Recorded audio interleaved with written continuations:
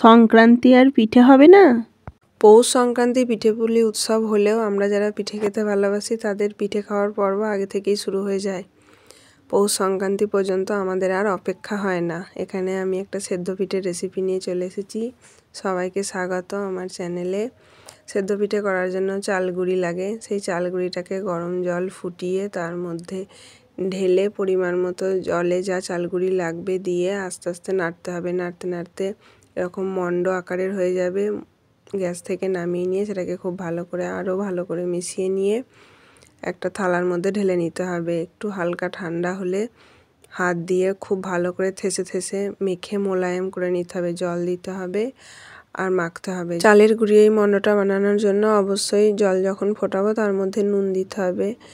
নুন দিয়ে তারপর চাল গুঁড়িটা মেশাতে হবে। এইভাবে মাখতে মাখতে পুরো মিশ্রণটা মোলায়েম হয়ে যাবে তখন এটা থেকে গোল গোল লেচি কাটতে হবে। গোল গোল লেচি কেটে এটাকে পুর ভরার মতো হাত দিয়ে একটু চ্যাপ্টা করে নিতে হবে। যেমন আমরা রুটির গোল গোল লেচি কাটি দিয়ে একটু হাত দিয়ে চ্যাপ্টা করে নিয়ে তারপরে আটা দিয়ে বেলি, এটাকেও সেভাবে হাত দিয়ে এখানে চ্যাপ্টা করে নেওয়া হচ্ছে। এইভাবে সব লেচিগুলোকে গোল গোল করে তারপরে চ্যাপ্টা করে নিয়ে তারপর সেগুলো হাতের মধ্যে দিয়ে পুর ভরতে হবে। আর পুর ভরার আগে যখন আমরা এই লেচিগুলোকে হাতের মধ্যে রাখবো যাতে হাতের মধ্যে চিপকে না যায় বা ধরে না যায়, সেই জন্য হাতের মধ্যে একটু সরষের তেল বুলিয়ে নিতে হবে। সরষের তেল বুলিয়ে তার মধ্যে আটার লেচিগুলো রেখে পুর ভরলে তাহলে আর হাতের মধ্যে আটকে যাওয়ার কোনো ভয় থাকবে না। এখানে এই লেচি থেকে গোল গোল করে সেগুলোকে রাখা হলো। এরপরে হাতের মধ্যে নিয়ে পুর ভরতে হবে। এরকম কয়েকটা মণ্ড ছিল, একটা মণ্ড থেকে লেচি কাটা হলো, বাকি মণ্ডগুলো থেকেও আস্তে আস্তে থেসে থেসে এরকম লেচি কেটে নেওয়া হচ্ছে।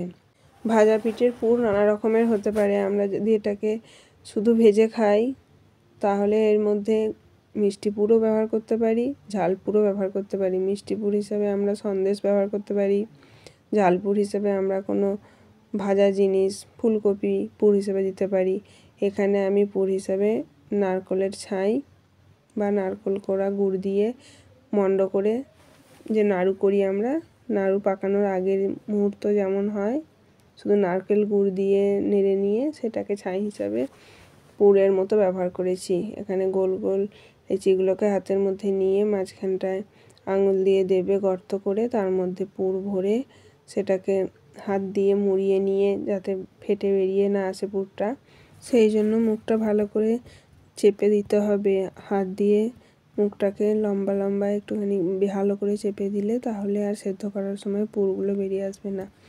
এখানে একটা থালা ভর্তি হয়ে গেছে সেদ্ধ পিঠে পুর ভরা, আর একটা থালার মধ্যে পুর ভরে আস্তে আস্তে রাখা হচ্ছে। দুটো থালা ভর্তি হয়ে গেলেই পিঠেগুলো এবার সেদ্ধ করার জন্য রেডি হয়ে যাবে।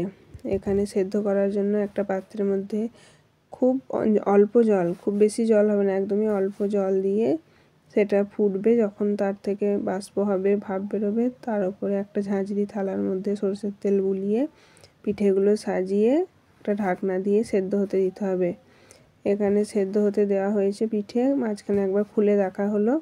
তারপরে এবার পিঠেটা সেদ্ধ হয়ে গেছে, নামিয়ে নিতে হবে। নামানোর আগে হালকা একটু জলের ছিটে দিতে হবে যাতে ভাপটা হাতের মধ্যে লেগে না যায়। এভাবে জলের ছিটে দিয়ে নামিয়ে নিয়ে আবার আরেকবার সাজিয়ে থালার মধ্যে আবার সেদ্ধ করতে দিতে হবে। প্রথম থালার পিঠেগুলো সব সেদ্ধ হয়ে গেছে, আবার একবার পিঠে সাজিয়ে দেওয়া হচ্ছে। এখানে এই সাজানো ঝাঁঝরি থালাটার পিঠেগুলো সেদ্ধ হলেই আমাদের সেদ্ধ পিঠে সব খাওয়ার জন্য তৈরি হয়ে যাবে। আমরা এই পিঠে সেদ্ধ হিসেবেও খেতে পারি, আবার এই পিঠেকে সরষের তেল দিয়ে একটু হালকা ভেজে নিলে ভাজা পিঠেও খাওয়া যায়। সেদ্ধ পিঠেটা অবশ্য শুধু না খেয়ে আমরা একটু গুড় দিয়ে খাই, খেজুর গুড় দিয়ে। আর ভাজা পিঠেটা যে যেমন, কেউ মনে করলে শুধুও খেতে পারে, কেউ মনে করলে গুড় দিয়েও খেতে পারে। এখানে আমি পিঠেগুলো একটা পাত্রের মধ্যে রেখে গুড় দিয়ে সাজিয়ে পরিবেশন করছি। সেদ্ধ পিঠে অনেকেরই ভালো লাগে, আবার অনেকের ভালো লাগে ভাজা পিঠে। যার যেমন ভালো লাগে, যার সেদ্ধ পিঠে ভালো লাগে সে সেদ্ধ পিঠে, যার ভাজা পিঠে ভালো লাগে সে ভাজা পিঠে বানাবেন, খাবেন।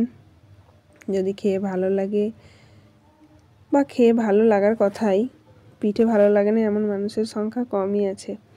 তাই খেয়ে খুশি হবেন। আর যদি ইচ্ছা হয় আমার এই চ্যানেলটিকে সাবস্ক্রাইব করবেন আর ভিডিওটিতে একটি লাইক দেবেন। ধন্যবাদ।